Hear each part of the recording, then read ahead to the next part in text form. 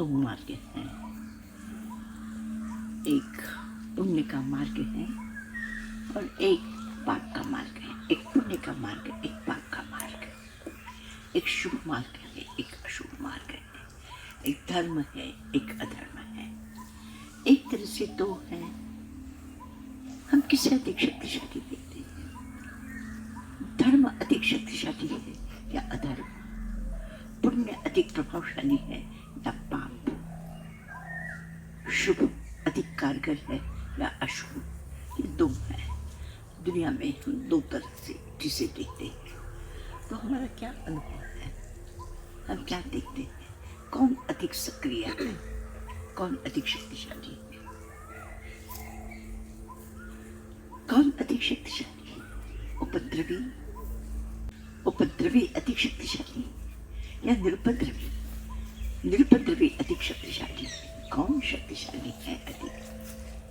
और हम अधिक से अधिक देखते हैं किसका प्रभाव अधिक है? किसका प्रभाव अधिक है?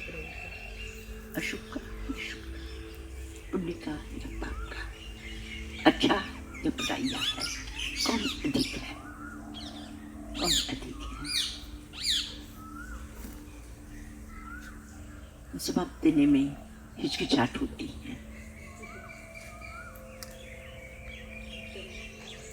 जवाब सहसा निकलता नहीं, लेकिन ये स्पष्ट है कि जो पुण्य है वह लिमिटेड है, कम है, और पाप सक्रिय है, शक्तिशाली है, व्यापक है, उसका घमासान है।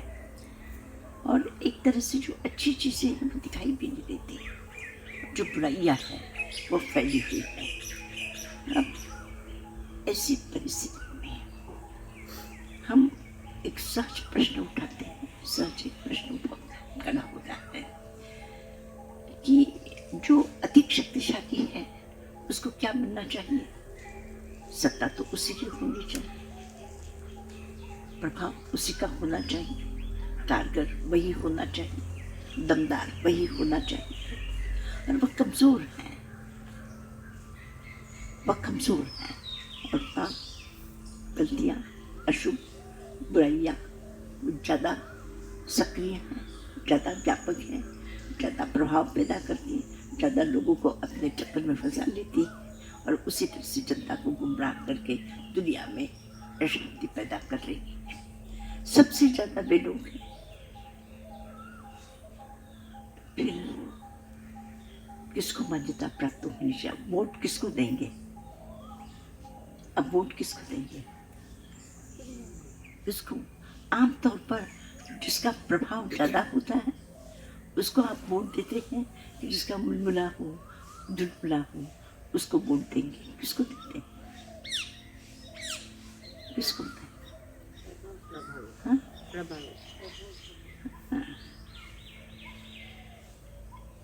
तो फिर अब क्या करना है? करना क्या है? निर्णय तो करना ही पड़ेगा। दुनिया में जो अच्छाइयाँ हैं उसके साथ चलने वाले लोग बहुत लिमिटेड हैं, उनकी संख्या बहुत कम है, उसका जितना व्यापक प्रचार प्रसार होना चाहिए वो कम है। और जो बुराइयाँ हैं वो व्यापक रूप से घूम जाती है, फैल जाती है। नाम ही करना है तो बदनामी सही, लोग यही सोच करके चलते हैं। क्या बात है? दुनिया में साधु, संत पुरुष, सद्गुणी वो दुनिया में ज़्यादा है कि जेल में लोग ज़्यादा है। वो भी एक तरह से अलूफ है। तो साधु, सन्यासी, समाज, व्यवस्था, परिवार, उसका दायित्व, उनसे वो क्या है? आज अपने सब साथी जी, परिवार को कोई किसी पर जिम्मेवारी है किसी पर जिम्मेवारी कि परिवार के माँ बाप, भाई बहन, उनको कोई तकलीफ है या उनको कोई मदद करनी है? कोई है? हम पर है कोई जिम्मेवारी? हम पर कोई जिम्मेवारी नहीं है। हम पर कोई जिम्मेवारी नहीं, लेकिन अभी भी हमारी जिम्मेवारी वो लोग उठाते हैं कि अगर कुछ चाहिए, कुछ ज़रूरत है, किसी प्रकार की उपयोगिता अगर हमारे द्वारा हो सकती है तो परिवार आपको करेगा। लेकिन आपकी कोई जिम्मेवारी, आपकी जिम्मेवारी किसकी है? आप किसकी जिम्मेवारी लेकर के बैठे? आप प्रभु की जिम्मेवारी लेकर के बैठे। प्रभु के गुणों की जिम्मेदारी लेकर के बैठे हैं, प्रभु के मार्ग की जिम्मेदारी लेकर के बैठे हैं। तो एक तरह से आपका जो जीवन है, ऐसे जीवन कितने हैं जी, जो बेचारे कुछ नहीं अपने आप परिवार को चलाते, शांति से बैठते हैं, ऐसे जो ये लोग हैं वो हैं। और तीसरा, दुनिया में उपद्रव पैदा करने वाले, संघर्ष पैदा करने वाले, विरोध पैदा करने वाले, आग लगाने वाले, उनकी संख्या बहुत ज़्यादा है।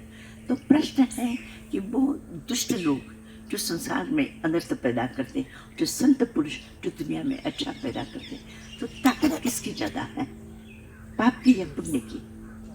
ताकत पुण्य की। शुभ की या अशुभ की? ताकत पुण्य की, तादाद पाप की। तो फिर तीर्थंकर की ज़्यादा है? प्रश्न तो है, तीर्थंकर का ज़्यादा प्रभाव है कि अर्जुन माली का प्रभाव ज़्यादा है?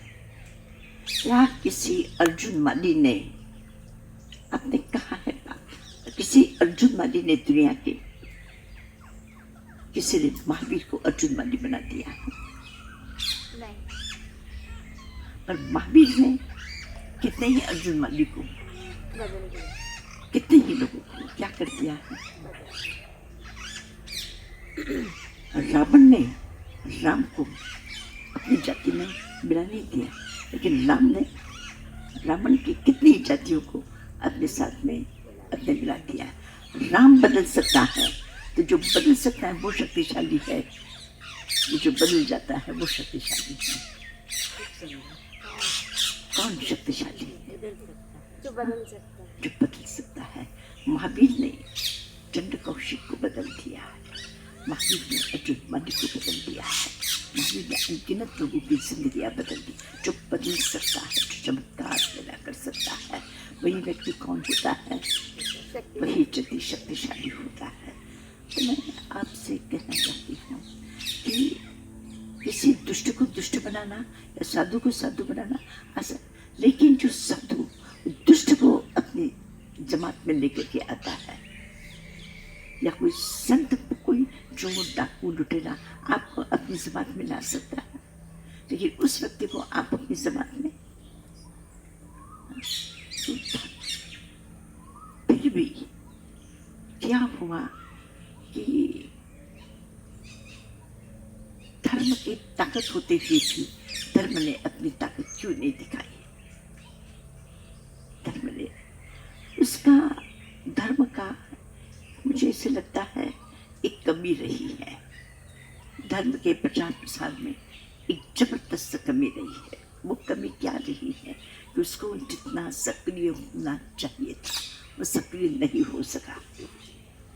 उसको जितना सक्रिय होना चाहिए था वो सक्रिय, मुझे क्या करना है, मुझे तो अच्छा बनना है, मुझे तो अपने आत्मा का कल्याण करना है, दुनिया तो ऐसी ही चलेगी, दुनिया को कौन बदल सका है, तीर्थंकर भी नहीं बदल सके तो हम कौन होते हैं जो दुनिया को बदल देंगे।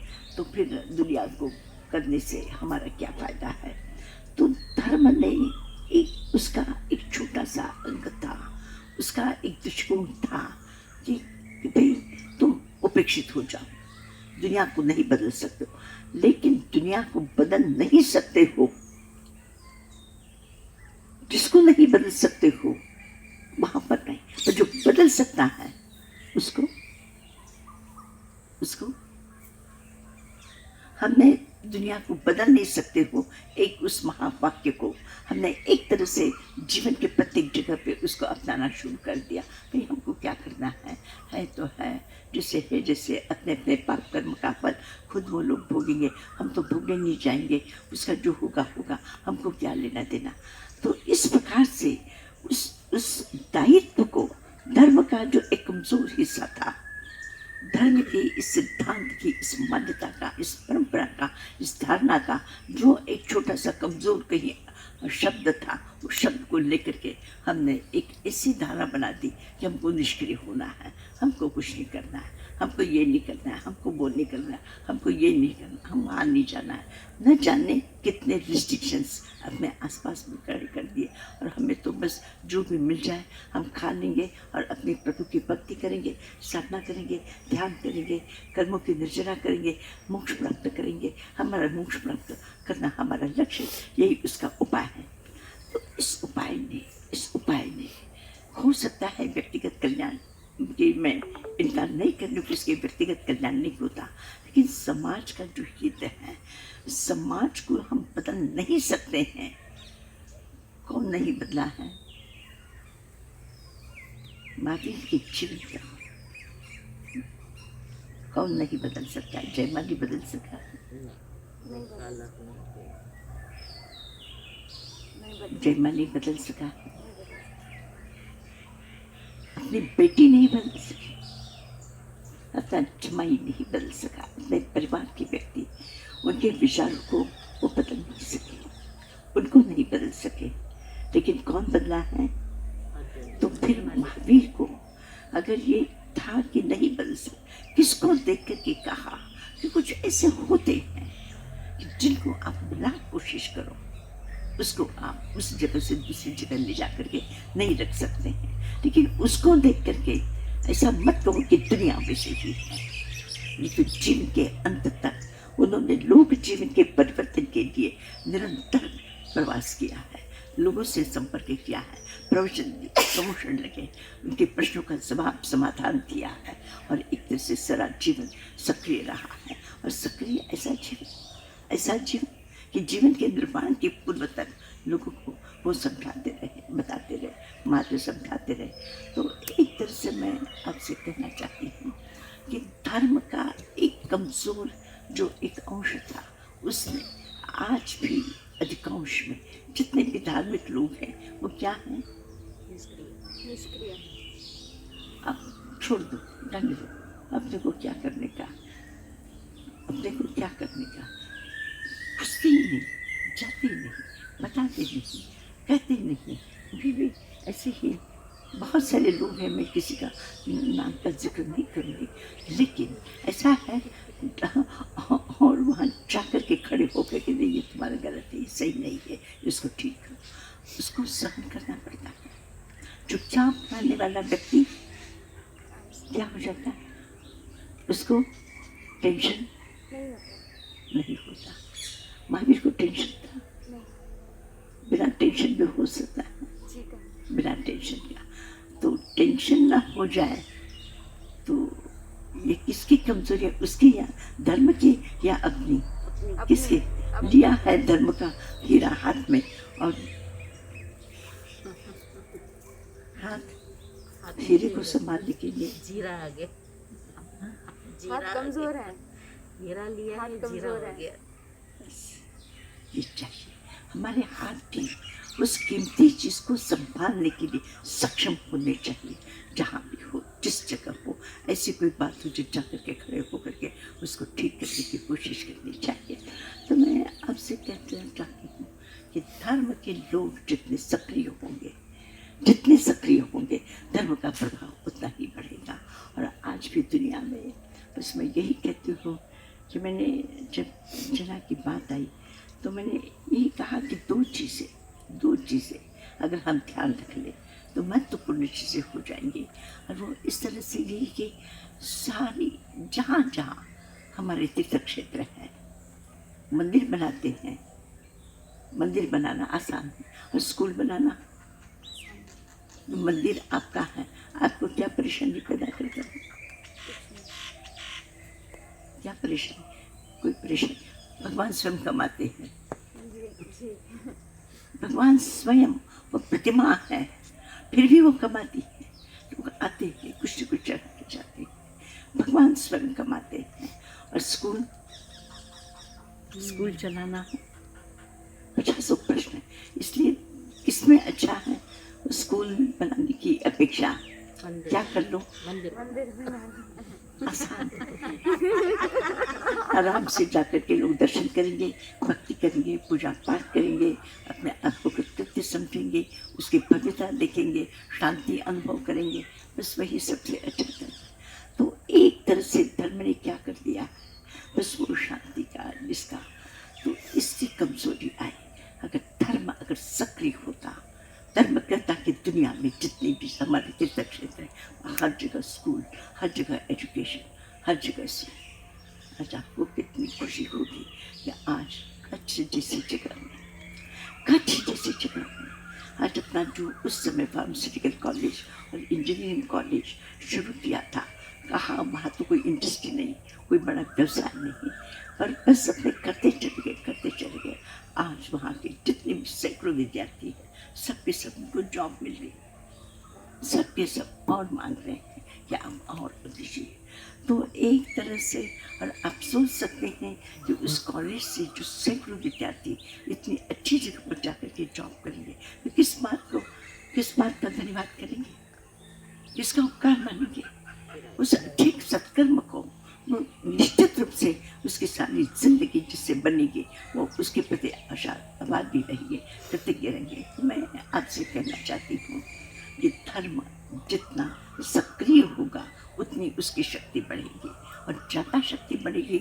जो ताकत सत्पुरुष की है, राम की ताकत बनी है, महावीर की ताकत बनी है, वो और किसी की नहीं बनी, किसी नेता की, किसी डाकू की, किसी शैतान की वो ताकत नहीं बन सकी। इसलिए हमें देव दरन बिंदास लोगों के कहना चाहिए, धर्म ज़्यादा शक्तिशाली है।